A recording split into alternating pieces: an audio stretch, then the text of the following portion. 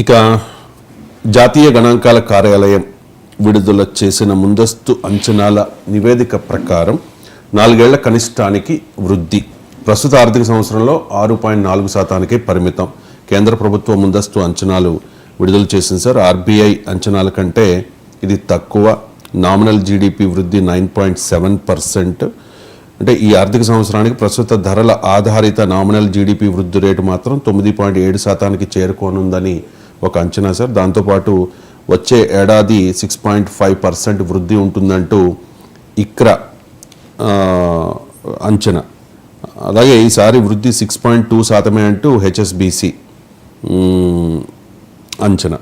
So ఈ 4 ఏళ్ల కనిష్టానికి జీడిపి వృద్ధి రేటు పడిపోయింది సార్. ఈ జీడిపి పడిపోవడం మీద మీ కామెంట్ ఏంటి? అంటే మనకు అర్థం కావాల్సిందంటే GDP is one very important indicator for economy. ఒక దేశ ఆర్థిక వ్యవస్థ ఎలా పనిచేస్తుంది అని. వాస్తవంగా ఇంతకుముందు మీకు Q2 జీడిపి అంటే జూలై ఎవ్రీ 3 monthsకి ఒకసారి గణాంకాలు వస్తాయి. ఇప్పుడు ఈ గణాంకాలు ఇచ్చింది ఎవరో ప్రైవేట్ సంస్థ కాదు, ministry of statistics and programme implementation, కేంద్ర ప్రభుత్వ గణాంక మంత్రిత్వ శాఖ ఇచ్చిన లెక్కలు. ఏప్రిల్ టు సెప్టెంబర్ మాసంలో 5.4% గ్రోత్ రేట్ ఉంది అని ప్రకటించారు. సో అప్పటి నుంచి చర్చ నడుస్తుంది. ఇండియన్ ఎకానమీ స్లో డౌన్, ఇది కేవలం ఒక Q2 పరిస్థితి, అసలు ఇది జనరల్ ట్రెండ్గా ఉందా అని ప్రభుత్వం ఇప్పటిదాకా వాదించింది ఏంటంటే ఇది ట్రాన్సియంట్ ఫినామినా, ఇది తాత్కాలికమైన పరిణామమే, మళ్ళీ పుంజుకుంటుంది అని అన్నారు. కానీ ఇప్పుడు ఫుల్ ఇయర్ కాను ఫస్ట్ అడ్వాన్స్ ఎస్టిమేట్స్ అంటారు. సో ఈ ఫస్ట్ అడ్వాన్స్ ఎస్టిమేట్స్ ఇప్పుడు ఇచ్చారు. సెకండ్ అడ్వాన్స్ ఎస్టిమేట్స్ ఫిబ్రవరిలో వస్తాయి. ఎందుకు అడ్వాన్స్ ఎస్టిమేట్స్ అని ఎందుకు అంటారు అంటే ఈ ఫైనాన్షియల్ ఇయర్ 2024-25 ఇంకా పూర్తి కాలేదు, ఇంకా 3 నెలల టైం ఉంది మనకు. అంటే డిసెంబర్ వరకు మాత్రమే ఈ గణాంకాలు. అంటే ఈ 9 నెలల ఎకానమిక్ పర్ఫార్మెన్స్ ఆధారంగా 12 నెలలకు అంచనా వేసి ఎస్టిమేట్స్ ఇస్తారు. అందుకే వీటిని ఎస్టిమేట్స్ అంటారు. సో ఫిబ్రవరికి వచ్చే వరకు సెకండ్ అడ్వాన్స్ ఎస్టిమేట్స్ ఇస్తారు. ఫిబ్రవరిలో వచ్చేవి కూడా ఫుల్ ఎస్టిమేట్స్ కావు, ఎందుకంటే అప్పటికి ఫైనాన్షియల్ ఇయర్ పూర్తి కాదు. మన దేశంలో financial year April to March కనుక. సో ఇక ప్రొవిజనల్ ఎస్టిమేట్స్ మేలో ఇస్తారు. మేలో అప్పటికి ఫైనాన్షియల్ అయిపోతుంది, గణాంకాలు అందుబాటులో ఉంటాయి కనుక తర్వాత ఫైనల్ ఫిగర్స్ వస్తాయి. ఇది ప్రాసెస్. కానీ ఈ ప్రొవిజనల్ ఈ ఫస్ట్ అడ్వాన్స్ ఎస్టిమేట్స్ అయితే క్లియర్ ఇండికేషన్. ఇప్పుడు మీరు చదివినట్లు మీడియాలో అన్ని పత్రికల్లో వచ్చిన వార్త 6.4% మాత్రమే జీడిపి వృద్ధి రేటు ఉంటుంది అని. సో 6.4% అంటే ఒకటి మీరు చెప్పినట్లు ఆర్బీఐ ఎస్టిమేషన్ ఆఫ్ 6.6% కన్నా తక్కువ. అండ్ ఆ రిజర్వ్ బ్యాంక్ ఆఫ్ ఇండియా 6.6% వృద్ధి రేటు ఉంటుంది అన్నారు. వృద్ధి రేట్ అంటే ఒక జీడిపి వాల్యూ ఏంటంటే total value of goods and services produce in a particular year. దాన్ని గ్రాస్ డొమెస్టిక్ ప్రొడక్ట్ అంటారు. అంటే ఒక ఏడాదిలో ఉత్పత్తి అయిన దేశంలో ఉత్పత్తి అయిన అన్ని వస్తువుల సేవల విలువ మొత్తాన్ని జీడిపి అంటారు. సో లాస్ట్ ఇయర్ జీడిపి ఒక 100 రూపీస్ ఉంటే ఈ ఇయర్ జీడిపి 106 రూపీస్ ఉంటే దాన్ని 6% గ్రోత్ రేట్ అంటారు. సో అందువల్ల ఇప్పుడు ఈ ఫిగర్స్ గ్రోత్ రేట్కి సంబంధించినవి. అంటే లాస్ట్ ఇయర్ 2023-24 ఎకానమీతో పోలిస్తే 2024-25లో ఎకానమీ కేవలం 6.4% మాత్రమే పెరుగుతుంది అని. సో ఇది రియల్ జీడిపి అంటారు. అంటే ఇన్ఫ్లేషన్ తీసేసిన ఫిగర్ అది. నామినల్ జీడిపి అనేది కరెంట్ ప్రైస్ చూస్తారు. ఆ గణాంకాల గందరగోళంలోకి వెళ్ళకుండా సింపుల్గా మనకు అర్థం కావాలంటే దేశ జీడిపి రిజర్వ్ బ్యాంక్ వేసిన అంచనా అయిన 6.6% తక్కువ ఉంది. అంతకు ముందు ఏడాదితో పోలిస్తే భారీగా పతనం. ఇది మనం అండర్లైన్ చేసుకోవాలని అంశం. ఇప్పుడు 2023-24లో 8.2% ఉంటే ఇప్పుడు ఇది 6.4% పడింది. నియర్లీ 2% గ్రోత్ రేట్ పతనం. మనకు జీడిపి పతనము అంటే అర్థం ఏంటి? మన దేశంలో తీవ్రమైన ఎకనామిక్ ఇన్ఈక్వాలిటీస్, ఇన్కమ్ ఇన్ఈక్వాలిటీస్ ఉన్న కంట్రీ ఇది. ఇప్పుడు జీడిపి ఆదాయంలో అదాని ఆదాయము ఉంటుంది, జీడిపి లెక్కల్లో మనకు సామాన్య పౌరుల ఆదాయము ఉంటుంది. ఈ రెండు ఆదాయాల మధ్య చాలా వ్యత్యాసం ఉంటుంది. కానీ జీడిపి క్యాలిక్యులేషన్లకు ఎవరేజ్ వస్తుంది. ఇప్పుడు నేను ఇద్దరు కూడా మీకు చాలాసార్లు చెప్పాను, అదాని ఆదాయం రోజుకు 1600 కోట్లు. కానీ భారతదేశంలో 22 కోట్ల మంది ప్రజలకు రోజువారీ ఆదాయము 375 రూపాయలు. సో ఈ 375 రూపీస్ ఆదాయము ఉన్నవారు 1600 కోట్ల రూపాయల ఆదాయం ఉన్న వాళ్ళకు కూడా ఈ జీడిపిలో భాగమే. అందువల్ల ఇన్ఈక్వాలిటీస్ ఉన్న మనలాంటి దేశంలో జీడిపి ప్రజల జీవన ప్రమాణాన్ని పూర్తిగా సూచించవు. వాస్తవంగా ఇప్పుడు 6.4% అంటే ఈ దేశంలో కోట్లాది మంది ప్రజలకు అంతకు ముందు ఏడాది ఆదాయం కన్నా చాలా తక్కువ ఆదాయం ఉన్నట్టు లెక్క. సో అది ఇక్కడ మనకు అర్థం కావాల్సిన అంశం. తర్వాత 2% డిక్లైన్ కాదు, కోవిడ్ తర్వాత ఇంత తక్కువ స్థాయికి జీడిపి వృద్ధి రేటు పడిపోలే. 4 year లో, అంటే కోవిడ్ టైం తర్వాత K shape recovery, V shape recovery, ఈ షేప్ రికవరీ, ఆ షేప్ రికవరీ అని చెప్పారు. ఇప్పుడు ఇది ఏ షేప్ రికవరీ, 4 ఏళ్ల కనిష్టానికి పడిపోయింది కోవిడ్ తర్వాత. ఇది అంటే 4 year లోకు పడిపోయింది. అంతకు ముందు ఏడాది 8.2% నుంచి 6.4% పడిపోయింది. రిజర్వ్ బ్యాంక్ అంచనా 6.6%తో కలిస్తే పడిపోయింది మూడవది. 4వది జీడిపి పడిపోయింది. అంటే జీడిపి తక్కువ వృద్ధి రేటు అంటే కోట్లాది మంది ప్రజలకు వాస్తవంగా అంతకు ముందు ఏడాది వచ్చిన ఆదాయం కూడా రాలేదని లెక్క. ఇక ఇందులో మనకు సెక్టార్స్ ఉంటాయి, అగ్రికల్చర్, ఇండస్ట్రీ అండ్ సర్వీసెస్. సాధారణంగా మన ఎకానమీలో కీలకమైంది సర్వీసెస్ సెక్టార్. అంటే ఎందుకంటే వృద్ధి రేట్లో సగం కన్నా పైగా సర్వీసెస్ సెక్టార్ ఉంటుంది ఇండియన్ ఎకానమీలో. సర్వీసెస్ సెక్టార్ కూడా పడిపోయింది. నార్మల్గా సర్వీసెస్ సెక్టార్ పెరుగుతూ ఉంటుంది, ఈసారి సర్వీసెస్ సెక్టార్ వృద్ధి రేటు కూడా పడిపోయింది. అందులో కూడా అక్రాస్ ఆల్ సెక్టార్స్, మీకు ఉదాహరణకు transport, hotels, communications, real estate, financial services, what not, ఇలా ట్రాన్స్పోర్ట్, ఏదో ఆల్మోస్ట్ ఆల్ సెక్టార్స్లో వృద్ధి రేటు పడిపోయింది. అందువల్ల అక్రాస్ ద బోర్డ్ ఏదో ఒక సెక్టార్ పడిపోయింది దానివల్ల దెబ్బతిన్నది అన్నట్టు కాదు. ఇప్పుడు ఒక మ్యాథమెటిక్స్లో మార్కులు, ఒక హిందీలో మార్కులు తక్కువ వచ్చినాయి కాదు, అన్ని 6 సబ్జెక్టులో మార్కులు తక్కువ వచ్చినాయి, అది ప్రాబ్లం.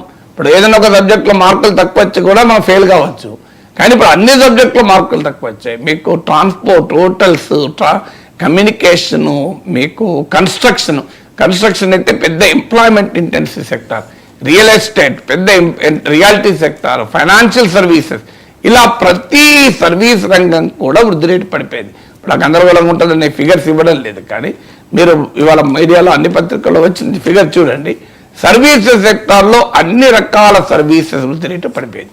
ఇంకో ముఖ్యమైన ఛాలెంజ్ అంటే మ్యానుఫ్యాక్చరింగ్ సెక్టార్ అంటారు, తయారీ రంగం. ఇదైతే భారీగా పతనమైంది. 9.9% 2023-24లో ఉంటే ఇప్పుడు కాస్త 9.9% 5.3% పడిపోయింది. దాదాపు 40-45% పతనం. మ్యానుఫ్యాక్చరింగ్ సెక్టార్ ఏంటంటే సెమీ స్కిల్డ్, అన్స్కిల్డ్ వర్క్ ఫోర్స్కు ఉపాధి అవకాశాలు కల్పించే రంగం. సో మ్యానుఫ్యాక్చరింగ్ సెక్టార్ కూడా ఘోరంగా పతనమైంది. ఇక మరి పెరిగింది ఏది అని చూసుకున్నప్పుడు ఒక అగ్రికల్చర్ సెక్టార్ మాత్రం బెటర్ మాన్సూన్ రావడం వల్ల, అగ్రికల్చర్ సెక్టార్లో ప్రభుత్వం చేసేది ఏమీ ఉండదు. అది పంటలు బాగా పండాలంటే వాతావరణ పరిస్థితులు బాగా ఉంటే పంటలు పండుతాయి.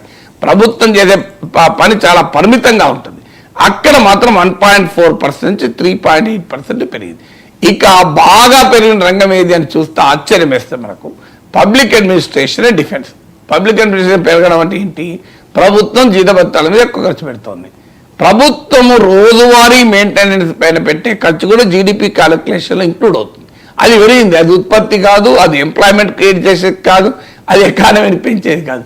డిఫెన్స్ బడ్జెట్ పెరిగింది, అందువల్ల డిఫెన్స్లో పెరిగినట్టు కనబడుతోంది. అంటే ఎకానమీ అనేది బ్రాడ్ బేస్డ్గా స్లో గ్రోత్ రేట్ రిఫ్లెక్ట్ అయింది. ఎందుకు రిఫ్లెక్ట్ అయింది? దీనికి కారణం ఏంటంటే మనకు గ్రోత్లో కీలకమైంది మెట్రోపాలిటన్ సిటీస్ అనేది ఎకానమీలో చాలా కీలకం. అందులో మిడిల్ క్లాస్ అర్బన్ ఏరియాస్ అనేది ఎకానమీలో కన్జంప్షన్, మన ఎకానమీ కన్జంప్షన్ డ్రివెన్ అంటారు.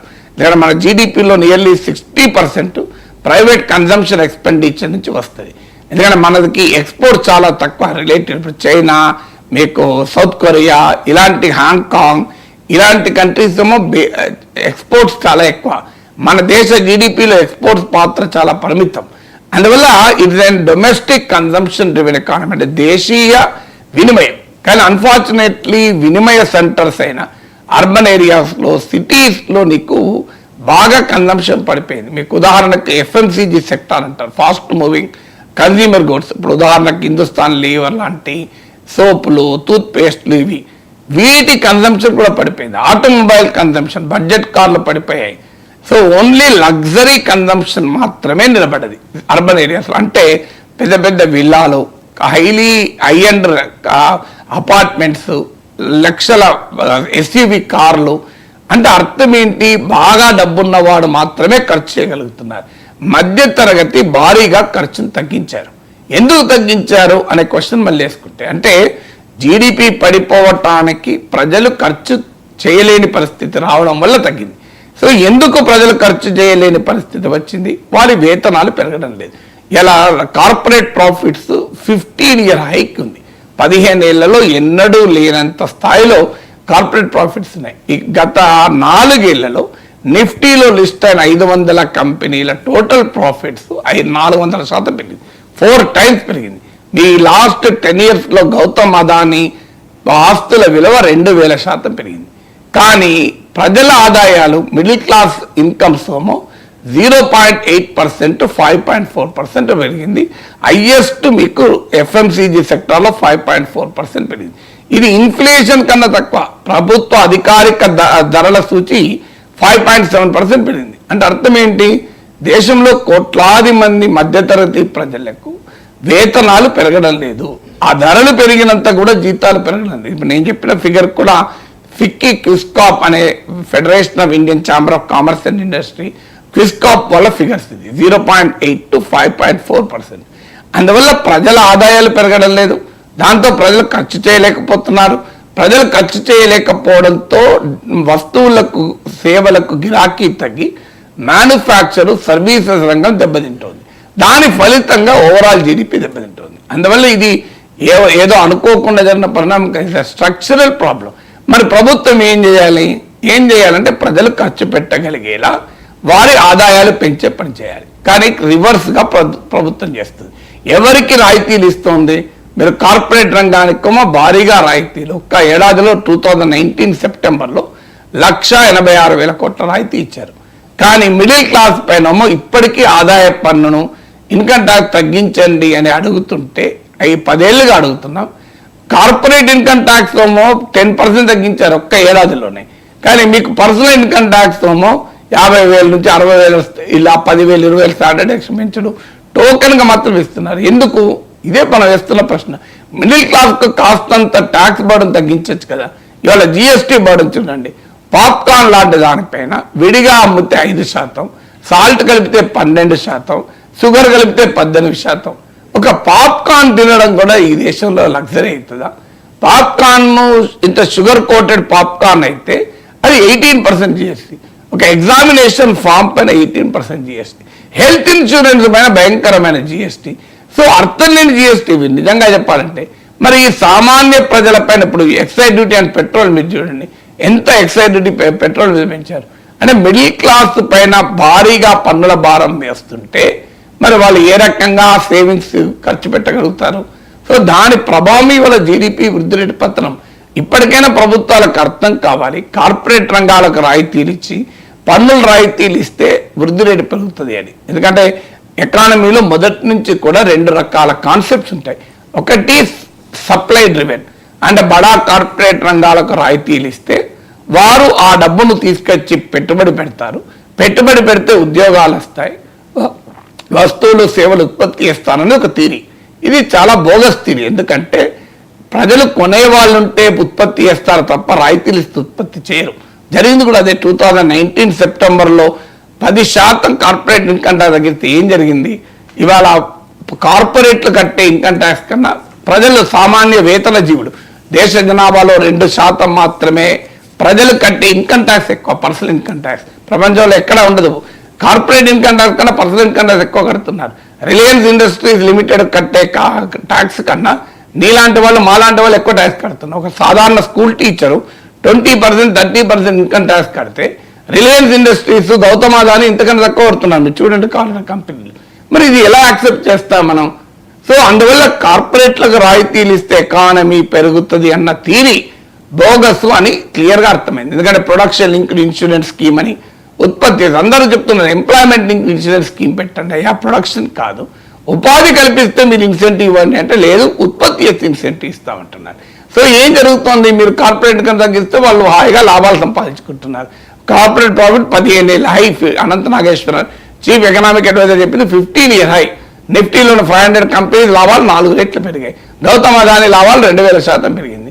మరి మాలాంటి వాళ్ళని చెప్పేది, అయ్యా ప్రజల చేతిలో ఆదాయాన్ని పెట్టండి, ప్రజలకు ట్యాక్స్ కన్సెషన్ ఇవ్వండి, ప్రజలకు పన్నుల భారం జిఎస్టీ భారాన్ని తగ్గించండి, మిడిల్ క్లాస్ కన్సంప్షన్ పైన ఆటోమేటిక్గా నీకు దీనివల్ల ప్రజల చేతుల్లో ఇంత ఆదాయం పెరిగి వాళ్ళు ఖర్చు పెడతారు. అప్పుడే ఎకానమీ పెరుగుతుంది. ఎకానమీ పెరగడానికి మూలము ప్రజల చేతిలో ఇన్కమ్ ఉండాలి. ప్రజల చేతిలో ఆదాయం అంటే ప్రజలు ఖర్చు పెడతారు. మరొకసారి ఈ జీడిపి ఫిగర్స్ ఏం చెప్తున్నాయంటే ప్రభుత్వం ఇప్పటిదాకా అనుసరించిన ఆర్థిక విధాన స్ట్రక్చరల్ వైఫల్యాన్ని చాలా కొట్టవచ్చినట్టు చెప్తుంది. ఇన్ని రాయితీలు ఇచ్చినా మరి ఎందుకు ఎకానమీ పెరుగుతలేదు? Production link insurance scheme, make in India, ఇన్ని చెప్పిన మ్యానుఫ్యాక్చరింగ్ సగం పడిపోయింది కదా. ఇంత బెనిఫిట్లు ఇస్తున్నా, రాయితీలు ఇస్తున్నా, ఎందుకు ఇన్వెస్ట్మెంట్ వస్తలేదు? ఎందుకు ప్రొడక్షన్ పెరగడం లేదు? ఎందుకు జీడిపి పెరగడం లేదు? అంటే ఇప్పటికైనా అర్థం చేసుకుని ఈ బడ్జెట్లోనైనా కనీసం మిడిల్ క్లాస్కు గణనీయంగా ఇన్కమ్ ట్యాక్స్ తగ్గిస్తే, సామాన్యుడిపైన జిఎస్టీ భారం తగ్గిస్తే, పెట్రోల్ డీజిల్ పై ఎక్సైజ్ డ్యూటీ భారం తగ్గిస్తే ప్రజల చేతిలో డబ్బులు ఉంటాయి, వాళ్ళు ఖర్చు పెడతారు. వాళ్ళు ఖర్చు పెడితే ఎకానమీ పెరుగుతుంది. ఇదైనా ఈ ఫిగర్ చూశాకైనా ఫైనాన్స్ మినిస్టర్ కనీసం బడ్జెట్లో తన డైరెక్షన్